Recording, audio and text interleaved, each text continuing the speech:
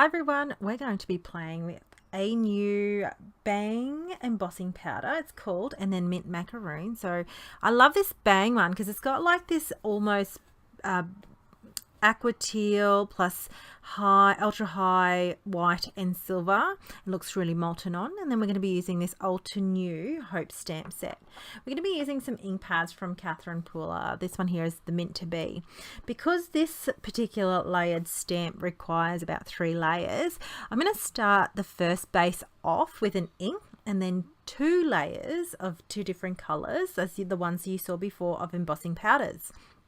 Now, I don't have to be particularly careful on how much coverage this ink is because I'm going to cover it with some embossing powder. I just need that first color to be on there.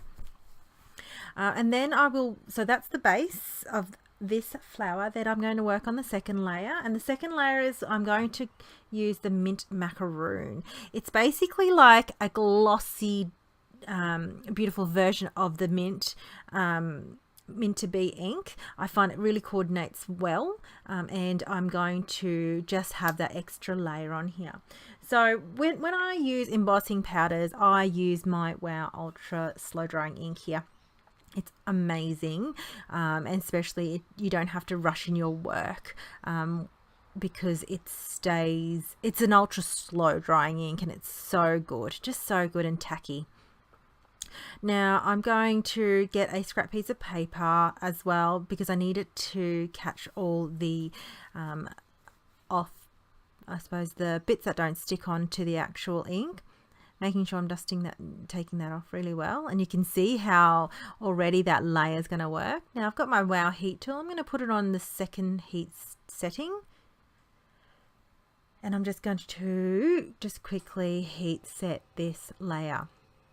Now, my biggest tip, I suppose, when you're layering heat embossing, I would make sure, 1, it's dry, and 2, use your anti-static powder tool, whatever that's handy that you use regularly, purely because I like to make sure that the granules are going to stick where they're going to stick, and you know, it can leave it being tacky, so I just think it's a foolproof way.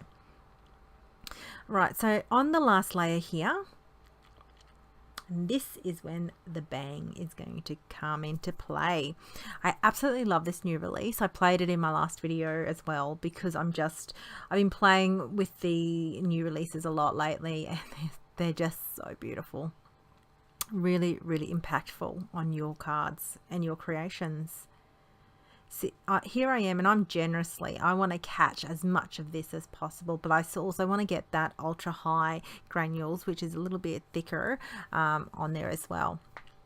Now, my other tip for using powders that got an ultra high element in there is to heat from underneath first, and then as it dries and you can see the molten element, then you can heat set from and finish it off at the front.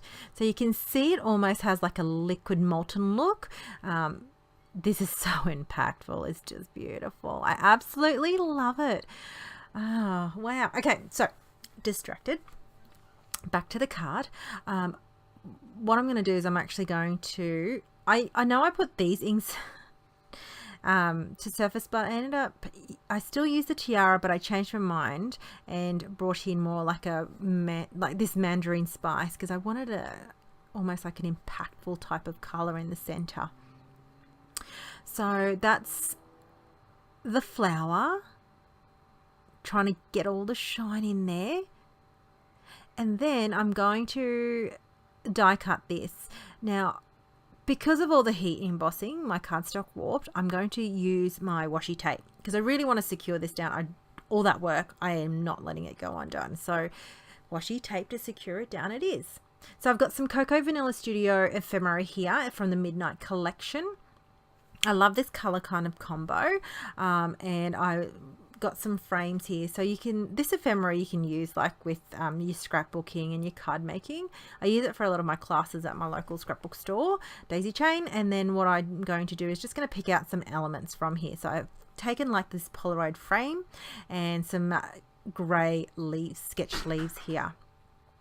I've got some really light grey cardstock here, and I'm going to use Hero Arts unicorn ink, and I'm just going to randomly stamp the leaves from that same stamp set just all over. I find this is just going to create that subtle background that I need as another element and layer.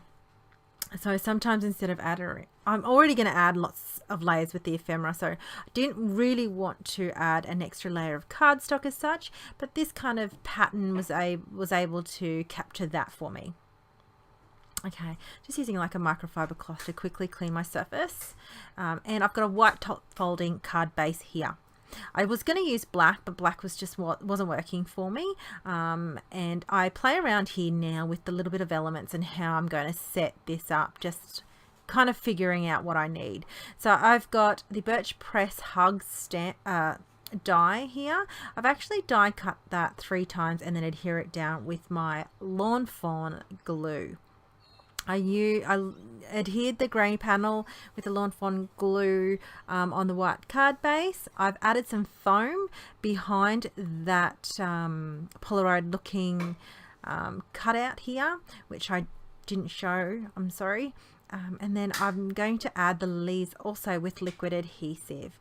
And I just wanted to capture that, that grey tone that I've used on that layered cardstock throughout the leaves, and then also I suppose that grey element, which is more like the silver element, on that molten floral there.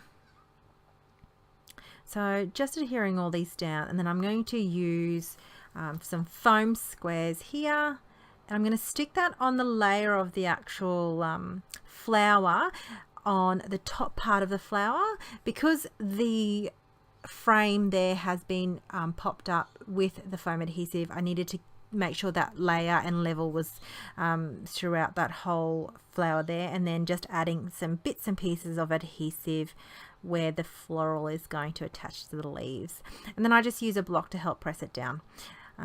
Felt like it wasn't working enough, so I'm going to use my fingers and hold that down and count to 5.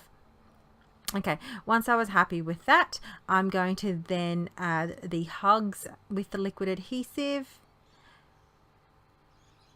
very quickly with my Lawn Fawn glue here.